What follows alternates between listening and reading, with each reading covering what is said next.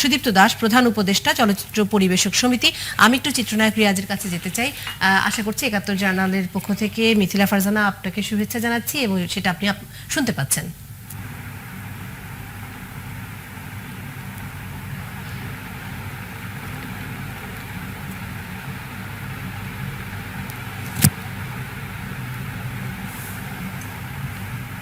Hello, জি, আপনি কি আমার কথা শুনতে পাচ্ছেন? আমি মিথিলা ফারজানা আপনাকে ৭১ জার্নালের পক্ষ থেকে স্বাগত জানাচ্ছি। হ্যালো, উপস্থাপনা করেন, আপনার কথা আমি পরিষ্কারভাবে শুনতে পাচ্ছি। অনেক অনেক ধন্যবাদ আপনাকে।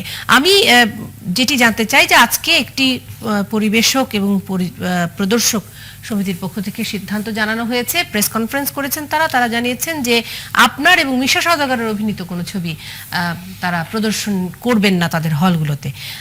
আপনার প্রতিক্রিয়া সবার আগে জানতে চাই। আমি আমার প্রতিক্রিয়া অবশ্যই বলবো, তবে এর আগে যে দুজন ভদ্রলোক বলছিলেন যে চলচ্চিত্রকে ৪৫ বছর ধরে প্রোটেকশন দেওয়ার যে ব্যাপারটি, এটি আমি একটু কথা বলতে চাই এই বিষয়ে, তারপর আমার প্রতিক্রিয়া দিচ্ছি। সেটি হচ্ছে যে মনে করেন আপনি অনেক ভালো উপস্থাপনা করেন, আপনি ৭১ টেলিভিশনে আছেন। ৭১ টেলিভিশনের টিআরপি যদি আমরা হিসাব করি এবং বর্তমানে ২৯টা টেলিভিশনের ২ লক্ষ পরিবার এই পেশার উপরে বেঁচে থাকে, তাদের ফ্যামিলিতে আজকে কি অবস্থা আপনি সেটা সম্পর্কে জানেন না। তারা খুব নিদারুণ কষ্টের মধ্যে কাটাচ্ছে। তো জাতীয় পিতা যদি তাদেরকে প্রোটেকশন দিয়ে থাকেন, সেক্ষেত্রে কোনো অন্যায় করেছেন বলে আমি মনে করি না, ফার্স্ট অফ অল। সেকেন্ডলি, আজকে যে আমাকে বয়কট করা হয়েছে, এতে আমার প্রতিক্রিয়া হচ্ছে যে ওনাদের খুশি হয়েছে, ওনাদের মনে হয়েছে আমাকে বয়কট করেছে। ফাইন, আমাকে বয়কট করেছে, আমার কিচ্ছু বলার নেই। তবে এখন ইন্ডাস্ট্রিতে প্রচুর ভালো ভালো ছবি হচ্ছে, প্রচুর নতুন ছেলেপেলে কাজ করছে, নতুন পরিচালক কাজ করছে, তাদের ছবি চালান, দেশীয় ছবি চালান, আমাদের কোনো সমস্যা নেই।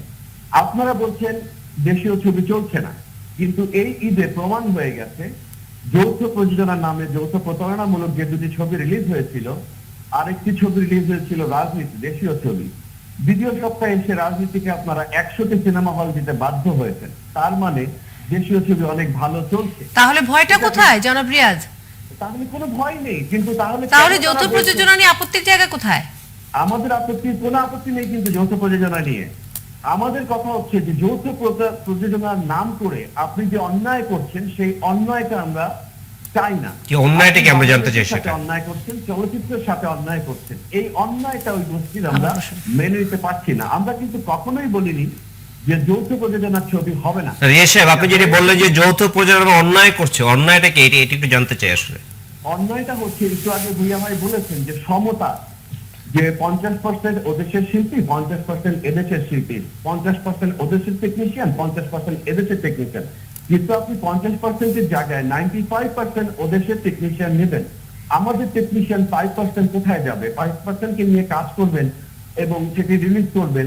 আমাদের দেশীয় ছবি আমরা একটি দেখতে বসবো, সেখানে স্ক্রিনে দেখবো যে আপনার না, কিন্তু জনাব রিয়াজ, সেই ক্ষেত্রে তো আসলে অন্যায়টা হচ্ছে এই নীতিমালা বাস্তবায়নে। নীতিমালা তো আছে, ৫০% করে নিতে হবে, টেকনিশিয়ান নিতে হবে। তার মানে এটি বাস্তবায়নের সমস্যা আছে। এটির মধ্যে নীতিমালাগত প্রক্রিয়াগত কোনো সমস্যা তো নেই। সেই না, প্রক্রিয়াগত সমস্যার কথা কিন্তু আমরা বলিনি। আমরা তাহলে নতুন নীতিমালা চাইছেন কেন? আমরা সরকারের কাজটা করছি। কিছু কিছু সমস্যা যে নেই তা নয়, কিছু কিছু সমস্যা আছে যেগুলিকে মন্ত্রণালয় সমাধান করবেন বলে সিদ্ধান্ত নিয়েছেন। হ্যাঁ, এটি আমাদের সিদ্ধান্ত নয়, এটি মন্ত্রণালয়ের সিদ্ধান্ত।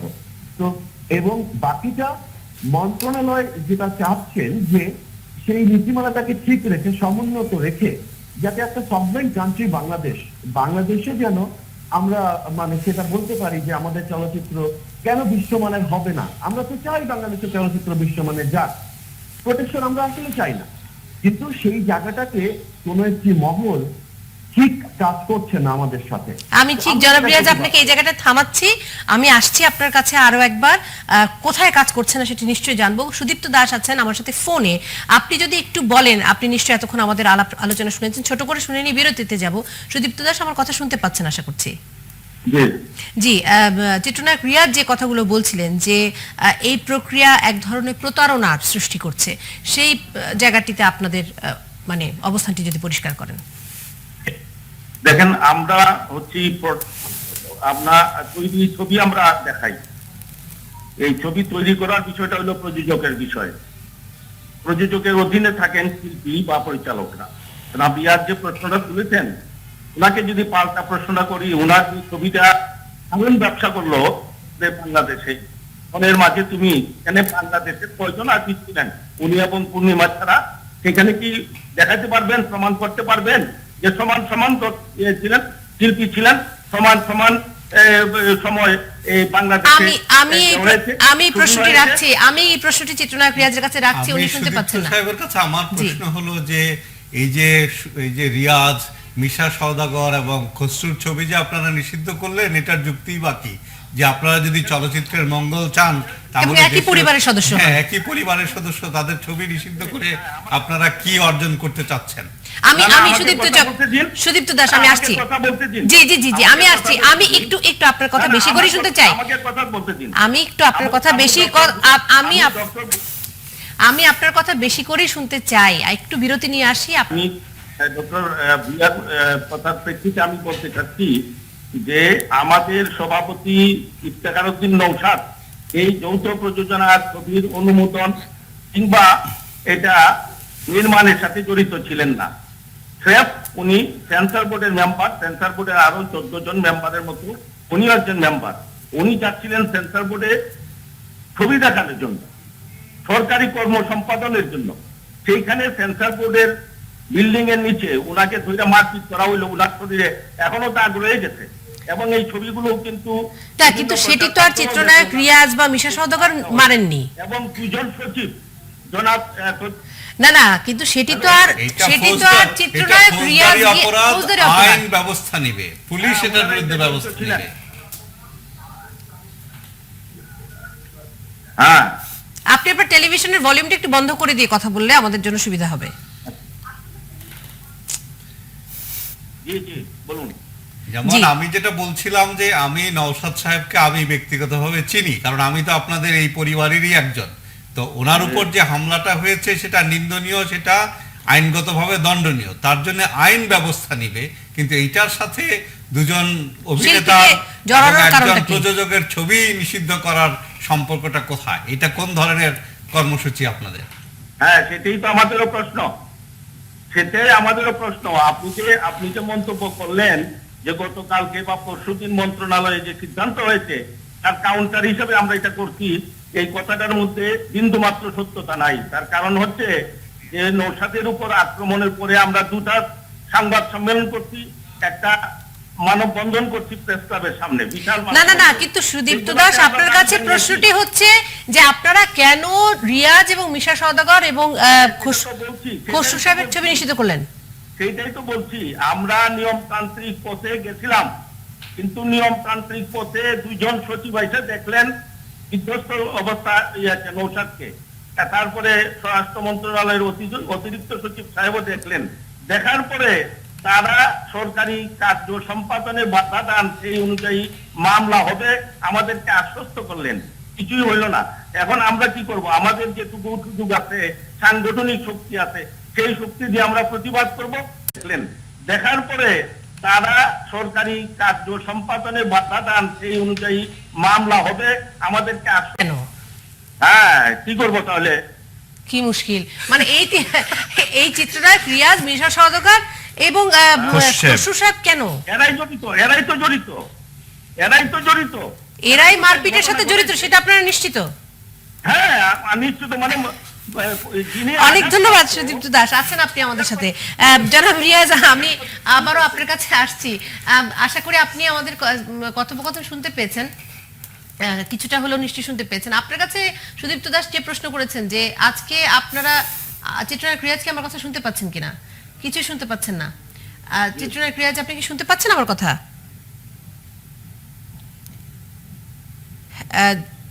চিত্রনায়ক রিয়াজ, আপনি কি আমার কথা শুনতে পাচ্ছেন? মনে হচ্ছে শুনতে পাচ্ছেন না। জি, আপনি কি আমার কথা শুনতে পাচ্ছেন? শুনতে পাচ্ছি, বলুন। জি, আশা করছি আপনি আমাদের কথোপকথন কিছুটা হলেও শুনতে পেয়েছেন। যেটি আপনার কাছে সুদীপ্ত দাস প্রশ্ন রেখেছেন যে আপনার অভিনীত মনের মাঝে তুমি ছবিটিতে আপনি এবং পূর্ণিমা ছাড়া কজন বাংলাদেশি শিল্পী ছিলেন, সেটি তো একটি যৌথ প্রযোজনার ছবি। মনের মাঝে তুমি আমি এবং পূর্ণিমা ছাড়া সেখানে আপনার বাংলাদেশের যে প্রযোজক ছিলেন, আপনারা জানেন মতিউর রহমান পানু ছিলেন এটার পরিচালক, এবং যে প্রযোজক ছিলেন উনি অভিনয় করেছেন। এছাড়া আরো বেশ কিছু শিল্পী মনের মাঝে তুমিতে ছিলেন। হ্যাঁ, এবং সেক্ষেত্রে আমাদের দেশের পরিচালক এবং তার সাথে অ্যাসিস্ট্যান্ট পরিচালকও ছিলেন, শাহিন সুমন বলে একজন পরিচালকও ছিলেন। হ্যাঁ, তো আমার কাছে মনে হয়, এবং তখন এই প্রশ্ন কিন্তু আসেনি। জি, তখন তো এই প্রশ্ন আসেনি, সেটি তো আমাদেরও প্রশ্ন যে তখন তো 50% শিল্পী নেই, এই প্রশ্ন আসেনি, আপনিও সেই প্রশ্ন করেননি। এবং আমরাও সে প্রশ্ন করিনি, কারণ তখন এটি যে নিয়ম যেটা মানা ছিল সেই নিয়ম অনুযায়ী হয়েছে বলে আমরা আশা করছি বা আমি মনে করি। না, তাহলে কি তখন বিদেশি শিল্পী বেশি নেওয়ার সুযোগ ছিল? 50 যেটা না, বললেন সুযোগ ছিল না, কিন্তু সেখানে নায়ক নায়িকা পূর্ণিমা এবং আমি অভিনয় করেছিলাম। ওদের ছিল আপনার আরেকটি পেয়ার ছিল, সেকেন্ড একটি পেয়ার ছিল, সেটি পার্শ্ববর্তী দেশে ছিল। মেইনলি যেখানে নায়ক এবং নায়িকা, এবং আমাদের স্ক্রিন ডিউরেশনটা ম্যাক্সিমাম ছিল, এবং সহশিল্পী যারা ছিল তারা, কারণ সেক্ষেত্রে বাংলাদেশের নায়ক শাকিব খানের স্ক্রিন ডিউরেশন সবচেয়ে বেশি ছিল বলেই দাবি করছেন এই যৌথ প্রযোজনার ছবিটির সাথে যারা জড়িত ছিল মনের মাঝে তুমি, আপনি যদি এখনো দেখেন সেখানে আর্টিস্টের সমতা ছিল বলে আমি মনে করি। আচ্ছা, যদিও সুদীপ্ত আর দাস ওই যে বলছেন যে অভিযোগটা করেছে একটু জিজ্ঞেস করেন। জি, সেটি আমি জানতে চাই যে নওশাদ সাহেবকে যারা মারপিট করেছে তার পেছনে আপনি, মিশা সওদাগর এবং খসরু সাহেব, আপনারাই মূল নায়ক, তিনি এই অভিযোগ করেছেন। পুলিশ ছিল, দাঙ্গা পুলিশ ছিল এবং গোয়েন্দা পুলিশ ছিল, প্রত্যেকটা টিভি ক্যামেরা ছিল, চ্যানেলের ক্যামেরা ছিল, স্ট্রিট ক্যামেরা ছিল, প্রত্যেকের হাতে মোবাইল ছিল। আমাদেরকে কেন নেপথ্য নায়ক বা নায়ক বলা হচ্ছে শেষ বিষয়ে আমার কোনো ধারণা নেই। নওশাদের হলে আমার অনেকগুলি ছবি চলেছে, ব্যক্তিগতভাবে তার সাথে আমার খুবই চমৎকার সম্পর্ক, এবং আমি মনে করি যে ঘটনাটি ঘটেছে এখানে কোনো তৃতীয় পক্ষ বা আমি জানি না অন্য কারা তার পাঞ্জাবি ছিঁড়েছে, সেটি নওশাদ ভাই ভালো বলতে পারবেন। তবে আমি শিওর যে বুকে হাত দিয়ে উনি কখনোই বলতে পারবেন না যে রিয়াজ, মিশা বা খোরশেদরা তার গায়ে হাত তুলেছে, কারণ আমরা শিল্পীরা আমরা গায়ে হাত তোলাতে বিশ্বাসী না, আমরা ভালোবাসায় বিশ্বাস করি, আমরা আলোচনা টেবিলে বসায় বিশ্বাস করি, আমরা আমাদের সিনিয়রকে সম্মান দেওয়াতে বিশ্বাস করি। অনেক ধন্যবাদ জনাব রিয়াজ আমাদের সাথে যুক্ত হওয়ার জন্য এবং আমাদেরকে সময় দেওয়ার জন্য। আসলে আজকে আর সময় নেই এটি নিয়ে প্রতিপক্ষ আলোচনা করার। গ্রুপগুলোর মধ্যে ভালোবাসা আবার নতুন করে হোক, যেটি রিয়াজ বললেন। আপনার প্রত্যাশা। ডক্টর শফিউল আলম ভূঁইয়া।